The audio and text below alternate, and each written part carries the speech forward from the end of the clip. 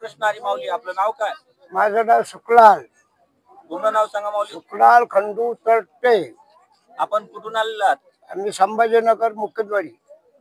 या पालखी सोहळ्यामध्ये किती वर्षापासून येता माऊली? 22 वर्ष होत आली कमी. बरं, या पालखी सोहळ्यामध्ये आपण बॅग, चप्पल, बूट, इतर साहित्य सगळं काम करतो फ्री मध्ये, मोफत मध्ये. पाणी सुद्धा पित नाही. आणि ही सेवा आपण किती वर्षापासून करता माऊली? 22 वर्ष झाले. आणि यामध्ये तुम्ही काय काय काम करता? ते सगळं आपलं साहित्य चैनी वगैरे शिवायचं, फक्त पाणीच नाही करीत, बाकी काही सगळं. पैसे का घेत नाही? पैसे नाही घेत, माऊलीची आज्ञा आहे. माझं मालकाची आज्ञा नाही, तुम्ही घेऊ शकत नाही. माझ्या प्रत्येक गोष्टीला या ठिकाणी पैसे उकळण्याचा प्रयत्न करतात. देता पण मी घेत नाही, पाणी सुद्धा पित नाही. आणि किती वर्षापासून ही अखंड काम चालू आहे? अखंड 22 वर्ष कंप्लीट झाले. काय अनुभव काय आला या अनुभव? ते माझ्या माऊलीलाच, माझ्या मालकालाच माहिती आहे. मला काही गरज नाही सांगायची. माझ्या मालकाला आनंद झाला, मला आनंद झाला. मालक खुश पाहिजे. मालक खुश असलं नोकर खुश असतो. मालक नाराज असलं तर नोकरच काय मजा आहे. मग कसं वाटते माऊली हा प्रवास? एकदम भारी, एकदम आनंद वाटतं. असं वाटतं का 2 महिने वारी राहिलीच आपल्याला घरची आठवण येत नाही. मोबाईल वापरत नाही संघ. मुलं बाळ काय माऊली तुम्हाला? मुलं बाळ 3 मुलं आहे मला. आनंद सोहळ्यामध्ये आता तुमचं दर्शन वगैरे होते का?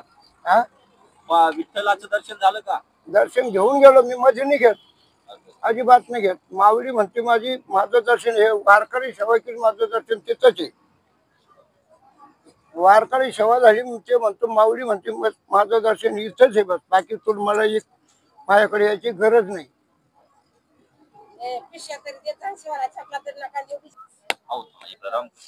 रामकृष्ण हरी माऊली.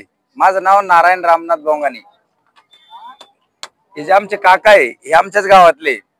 काही कारणास्तव ते संभाजीनगरला स्थायिक झाले. तिथे स्वतःचं घरदार वगैरे चांगलं आहे त्यांचं. आणि आळंदी ते पंढरपूर दरवर्षी नित्यनेमाने, आता सध्या त्यांना 22 वरीत चालू आहे.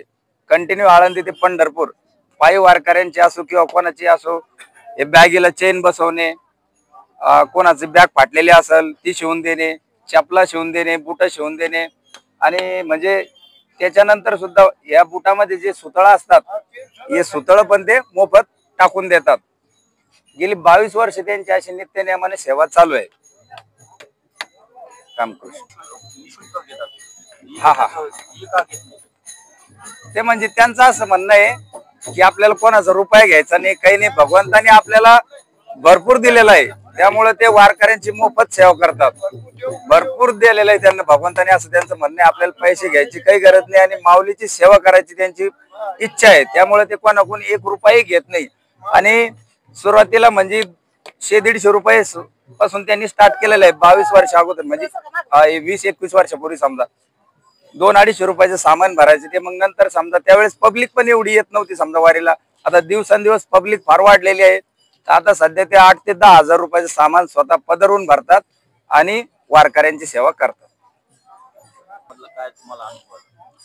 अनुभव म्हणजे असं, ह्यावेळेस जर दिंडीला म्हणजे कधी तुम्ही वारीमध्ये या, असं तुम्हाला रुपया नसू द्या खिशामध्ये, अशी काहीच अडचण येणार नाही. आणि म्हणजे तुम्हाला सुद्धा असं म्हणजे असा अनुभव येईल की ते असं एखाद्या वेळेस सांगता सुद्धा येणार नाही, असा अनुभव आलेला आहे. भरपूर वेळेस अनुभव आलेला आहे.